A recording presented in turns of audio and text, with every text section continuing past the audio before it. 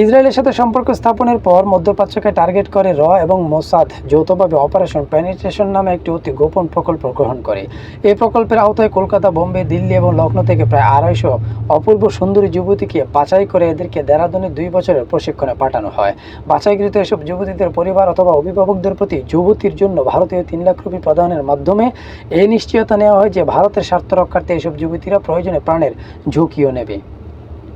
সফলভাবে প্রশিক্ষণ শেষে এসব যুবতীদের দেহে কৃত্রিম পন্থায় এইডস জীবাণু প্রবেশ করিয়ে এদেরকে কয়েকটি দলে বিভক্ত করে মধ্যপ্রাচ্যে আবাসিক চাকরির জন্য প্রেরণ করা হয়। এ ব্যাপারে রয়ের মধ্যপ্রাচ্য ডেস্কের একটি অতি গোপনীয় পত্রে লোমহর্ষক তথ্য মেলে। 1995 সনের নভেম্বর মাসে স্মারক নং ME 628 OP 9 মাধ্যমে রয়ের মধ্যপ্রাচ্য ডেস্ক থেকে দুবাইয়ে অবস্থিত ভারতীয় মিশনের প্রতিনিধিকে যে বার্তাটি পাঠানো হয়, এতে বলা হয় অপারেশন পেনিট্রেশনের মাধ্যমে ইতিমধ্যে যে 3টি ব্যাচে 800 যুবতীকে পাঠানো হয়েছে, তাদের কিছু যুবতীর দেহে এইডস জীবাণু প্রবেশ করানো হয়। যুবতীরা মধ্যপ্রাচ্যে যেসব স্থানে কর্মরত তার একটা পূর্ণাঙ্গ তালিকা সংযুক্ত হলো। এদের মধ্যে বেশ কয়েকজন ইতিমধ্যে তাদের নিয়োগকর্তাদের সাথে বিবাহ বন্ধনে আবদ্ধ হয়েছে।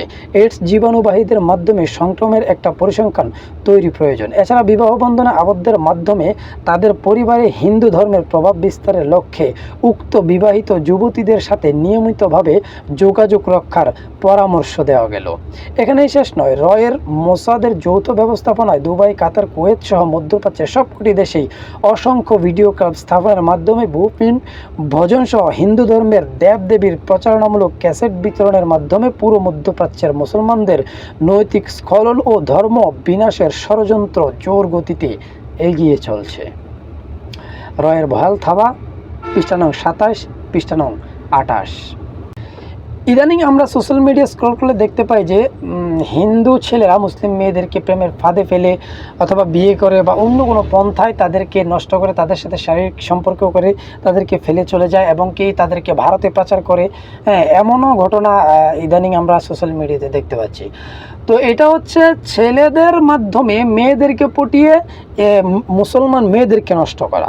আরেকটা তারা প্ল্যান নিছে, সেটা হচ্ছে মুসলমান ছেলেদেরকে হিন্দু মেয়েদের দ্বারা নষ্ট করা। সেটা অন্য একটা পেজে উনি লিখছেন যে 10 লক্ষ মহিলাকে, 10 লক্ষ হিন্দু মেয়েকে প্রশিক্ষণ দিয়ে তারা বিভিন্ন মুসলিম কান্ট্রিতে পাঠাচ্ছে, বাংলাদেশ, পাকিস্তান, তারপরে আরব কান্ট্রিগুলোতে, এগুলোতে পাঠাচ্ছে যেন এই যে মহিলাগুলা, হিন্দু মেয়েগুলা মুসলমানদের ঘরে ঢুকে হিন্দুত্ববাদী সংস্কৃতি চালু করবে, মুসলমানদের ইতিহাস ঐতিহ্য বিকৃত করে দিবে, তাদেরকে ইতিহাস ভুলিয়ে দিবে, হিন্দুত্ববাদী যে সংস্কৃতি সেই সংস্কৃতি মুসলমানদের মধ্যে ঢুকিয়ে দেবে। তো এটা কিন্তু 1990 সালে, এখানে উনি বলছেন যে 1990 সালে এই পরিকল্পনা নেওয়া হয়েছে। সম্ভবত এটা তারও আগে কিন্তু এই পরিকল্পনা নেওয়া হয়েছে, হতে পারে।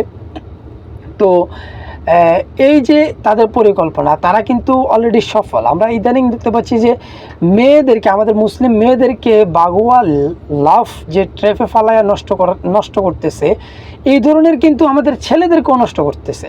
হয়তো ছেলেদেরটা সামনে আসতেছে না, মেয়েদেরটা সামনে আসতেছে।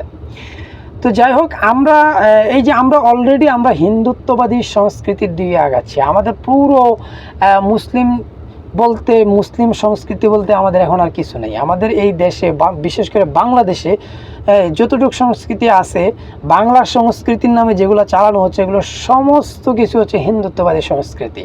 ধরেন প্রেম ভালোবাসা, এটাকে ওরা বলে যে পবিত্র। হিন্দুত্ববাদীরা বলে যে এটা হিন্দুত্ববাদী কালচার, যে প্রেম ভালোবাসা হচ্ছে পবিত্র। কিন্তু ইসলামের মতে প্রেম ভালোবাসা হচ্ছে এটা জেনা। বিয়ের আগে প্রেম ভালোবাসা এটা হচ্ছে জেনা।